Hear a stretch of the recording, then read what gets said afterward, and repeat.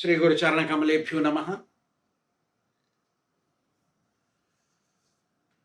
Maitreya Muni says, O Vidura, when tumultuous sound was taking place in the sacrificial arena of Dakṣa Prajapati, it was heard by Narada Muni.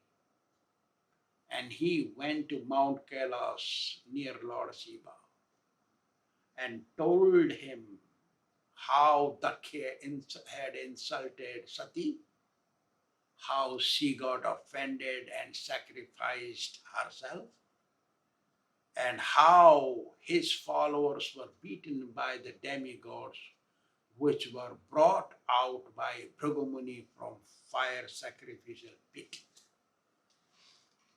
Hearing this, Lord Shiva became very angry. Actually, it is a fact Lord Shiva is very good husband, takes care of his wife very nicely. As much the wife Sati was a good wife who was so offended due to offending of her husband. Lord Shiva stood up and snatched one of the hairs from his head and threw it. And from that, a human-looking, gigantic, powerful form, having 1,000 hands holding weapons, a brown complexion form emanated from that hair. So imagine how great Lord Shiva is. He is Grihastha and also a sannyasi at the same time. Such a great devotee. So when this powerful person came out, Lord Shiva named him Veerabhadra.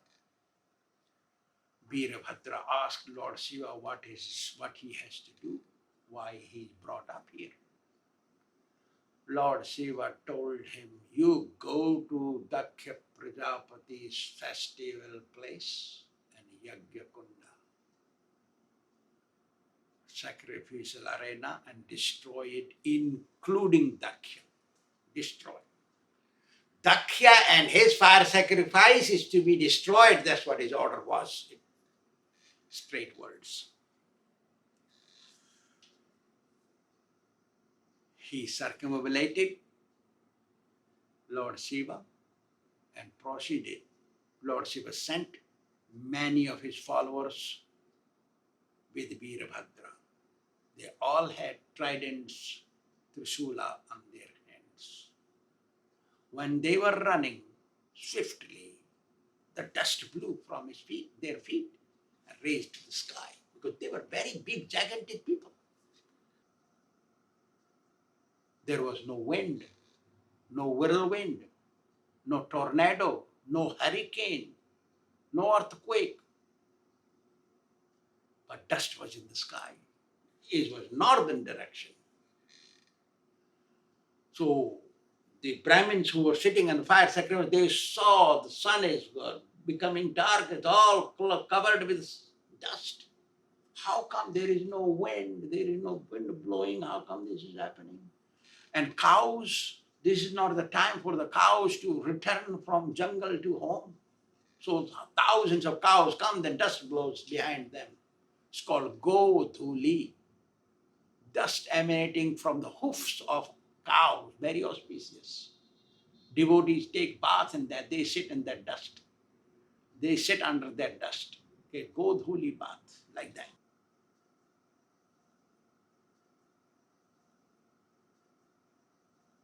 Seeing this, mother of Sati, wife of Dakṣa Prajapati, told her daughters who were present there, innocent girl is dead. Something bad is going to happen. This is the sign, dust in the sky. This is the sign that something bad is happening because such a great devotee as Sati is insulted. And she sacrificed herself. All the Brahmins who were sitting in the fire sacrifice, they were talking each other, amongst each other. that all these calamities are falling, ferocious omens are happening, is only because of Sati's sacrificing her body for no reason due to Dakṣa Prajapati. At that minute, all the followers of Lord Shiva entered there and they destroyed all the fire sacrifice, the place of fire sacrifice. Some of them, they extinguished the fire in the pit, fire sacrificial pit. Some of them had broken all the pots meant for fire sacrifice. Some of them broke the thread which is meant to surround the fire sacrificial place. Some of them passed urine and stool in the fire sacrifice special pit. Some of them extinguished the fire. Some of them taunted and tortured the priests and Munis, thoughtful people who were present there. Some of them arrested the demigods. Maniman, there was one powerful follower of Lord Shiva.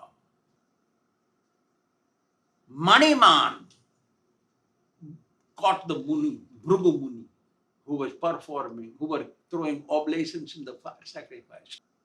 He was the presiding chief priest. Chandi, another follower of Lord Shiva, he caught Pusa Devata, the demigod named Pusa. Nandiswara, one of the main follower in charge of all the followers of Lord Shiva, he caught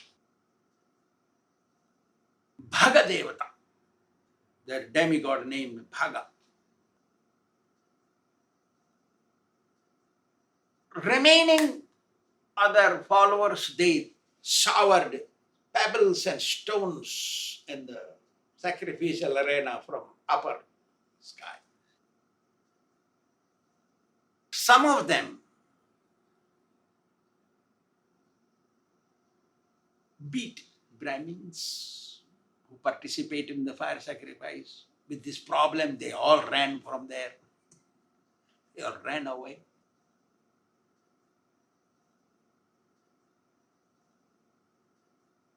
This Veerabhadra was very angry. He pulled out the mustache and beard of Bhrigu Muni. Because when Dakṣa Prajapati was insulting Lord Shiva, at that time he was moving his hands on the mustache and holding his beard. Wow, wonderful. That's what it meant. If you do like this and you do like this, very good, you did it. Something like that. That's what he meant. So he pulled out because of this. He's participating in the insult. Then he pulled out the eyes of Pusa Devata because he said, hey, go ahead, do it. Further, more. That's what it means. what he meant when he was cursing Lord Shiva. Dakṣa Prajapati was cursing Lord Shiva. So he did that with his eyes. So his eyes were plucked out. Then Bhagadevata, he was laughing when Dakṣa Prajapati was insulting Lord Shiva, cursing him, using cursing words. So his teeth were broken by one big punch. After all this, the followers of Lord Shiva stood in one corner. Veerabhadra pulled Dakṣa Prajapati, made him lay down and sat on his chest. And used his sword by holding his hairs, wanted to cut his neck, cut his head off. So he could not do it because the whole area, fire sacrificial area, was under the potency of mantras. Nobody could disturb that place. Bhrigu Muni is Lord Brahma's son. He chanted mantras. So all the space of fire sacrifice area was under the protection of mantras. Those who were sitting in that area, they were under the protection of mantras, except one place. The place where goat has to be sacrificed for fire sacrifice. When goat's head has to be placed, that space, that dice, that device, that dice, that pedestal, that counter, except that place, whole place was under the influence of mantras. Veerabhadra came to that recollection and pulled that Dakṣa to that place, placed his neck into the dice and chopped his head. Holding his head, threw it in the fire sacrificial pit, a burning fire in the southern direction. Remember, Sati sat on the northern direction of fire sacrificial pit because that meant for elevation. This meant for degradation, south. So she threw in the southern direction of the pit. He threw it and that got burned. After destroying the whole sacrificial arena, burning the head of Dakṣa Prajapati, all the followers of Lord Shiva burned that place and went back to Mount Kailash to be with Lord Shiva. Khalanam kantakanam cha duvidhaiva pratikriya upanamukha bhango va durato va visarjanam. There are two ways to treat thorns and durjana, evil-minded people who are hawks, heretics, showboats, duplicitors. Two ways. Wicked people. What are those ways? Break the head of thorns by wearing nice shoes.